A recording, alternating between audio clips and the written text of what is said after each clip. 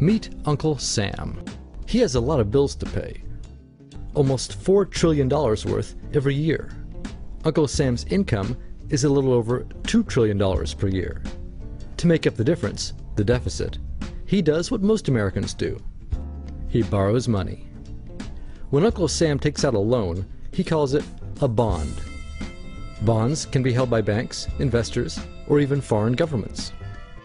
Uncle Sam has to promise to pay interest on these bonds, just as you do on any loan you take out. Ever think about paying your mortgage with your credit card? That's exactly what Uncle Sam does.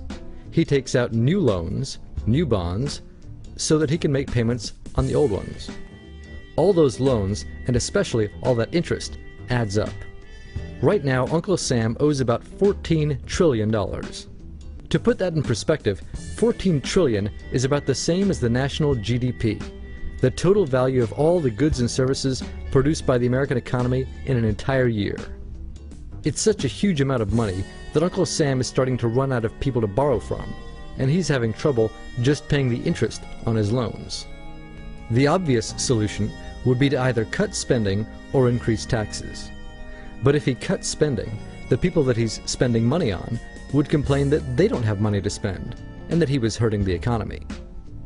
If he tried to raise taxes enough to close this gap, not only would people definitely have less money to spend, he'd probably have riots on his hands. So Uncle Sam chooses the easy way to make money. Just make it. He calls up the Federal Reserve, which is our central bank, and, like magic, dollars are created and deposited in banks all around America. The problem is that the more of something there is, the less it's worth. Same goes for the US dollar. The more dollars there are, the less each one will buy. That's why commodities like gasoline, food, and gold become more expensive when Uncle Sam does his money-making magic. The commodities aren't really worth more. Your money is just worth less. That's called inflation. Remember the foreign governments that lent money to Uncle Sam? When they lent money to the American government, something interesting happened. It made the US look richer, and their countries look poorer.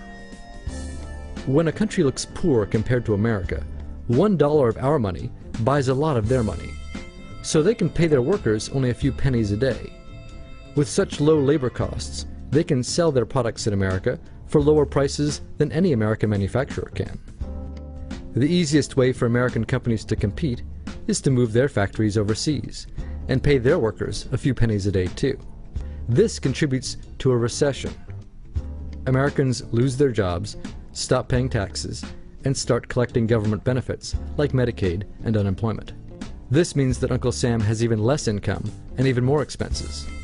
At the same time, the people who still have jobs are desperate to keep them, so they tend to do more work but not to get paid anymore. When your dollars are worth less, and you're not earning more of them, that's called stagflation. And this is why Uncle Sam is in a catch-22. He can't raise taxes or cut spending without making the recession worse. And he can't have the Federal Reserve create more money without making inflation worse.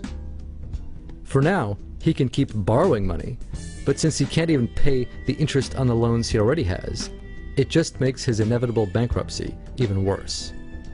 Whether it's in 2 months or 2 years, the day will come when Uncle Sam can no longer pay his bills. When that happens, the banks, investors, and foreign governments who are counting on that money won't be able to pay their bills. You see, just like Uncle Sam, governments, banks, and corporations don't actually have much money. Mostly, all they have is debt to each other.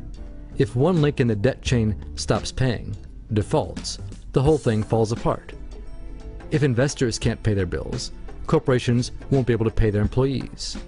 If banks can't pay their bills, you won't be able to take out a loan, use a credit card, or even withdraw your savings.